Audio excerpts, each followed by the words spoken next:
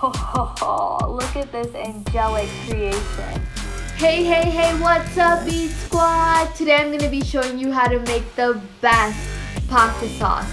I have been perfecting this recipe for many years now, and it's absolutely flavorful.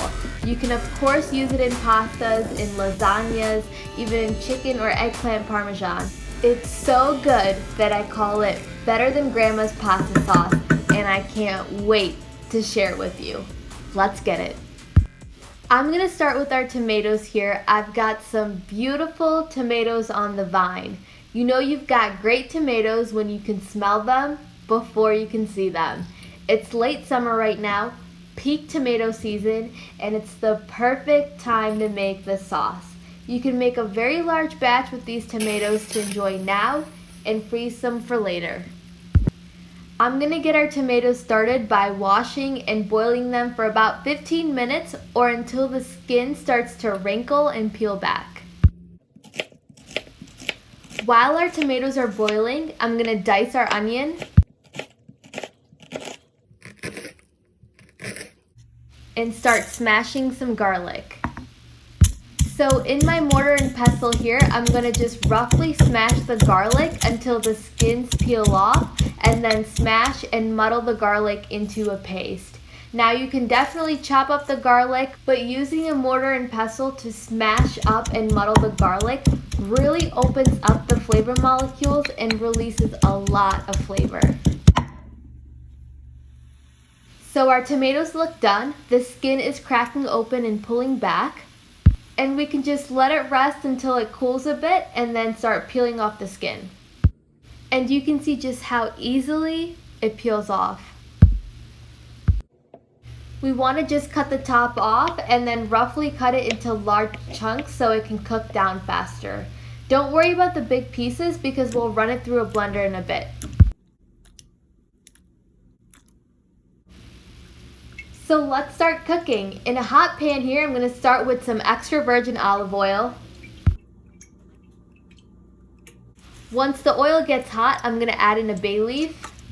The bay leaf really does make a difference. As it slowly simmers in the sauce for hours, it imparts such a delicate and subtle flavor that perfectly complements and really uplifts a thick sauce. Next, let's add in our onions and our garlic, and a little bit of salt to help our onions cook through. It's already starting to smell so good in here with the garlic, the bay leaf, and the onions. If you want the exact measurements, check out the description box below. I'll write out a full-length recipe so you can make this delicious sauce at home. And while you're down there, make sure you hit that like and subscribe button so you can keep seeing more delicious recipes. Okay, so the onions are starting to turn translucent, so I'm going to add in our chicken stock. And as this starts to come to a boil, I'm going to get started on our seasonings. I'm going to start by crushing up some fennel. Fennel is really going to take this dish over the top. It's going to add a freshness and a cooling, full-bodied zing to the sauce that's going to really complement the herbs and add to the aroma of the sauce.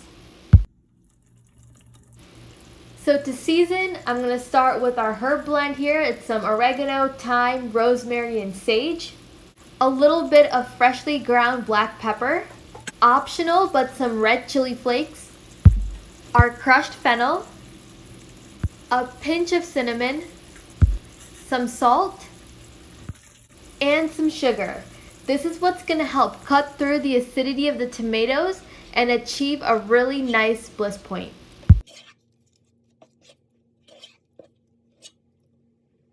Once the onions really cook through and turn translucent, because once we add in the tomatoes, the acidity is going to make it very hard for anything else to cook.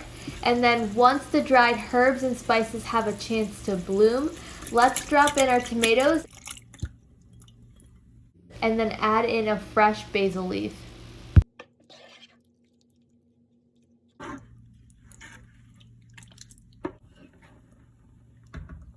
Once the tomatoes cook further down, discard the bay leaf. It's done its job at this point. And then let's run this through a blender and pulse it to your desired consistency.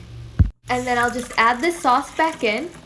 Just close the lid and let it simmer for about 3 hours to reduce it to about 1/3 of its original volume. The name of the game here is low and slow. You don't want to rush this. The flavors need a lot of time to blossom and marry together. It's going to take time. We're going to need to be patient here, and the more time it takes, the longer you're going to have to put your love in it. You do want to keep stirring it though about every 8 to 10 minutes so the bottom doesn't burn. Alright, this looks good. You can see just how much this reduced and thickened up, and the color also got deeper, and it will continue to get deeper as it cools down. And there you have it, folks. I truly hope that you make this at home. It's an absolute game changer. After all, it is better than Grandma's pasta sauce. Cheers.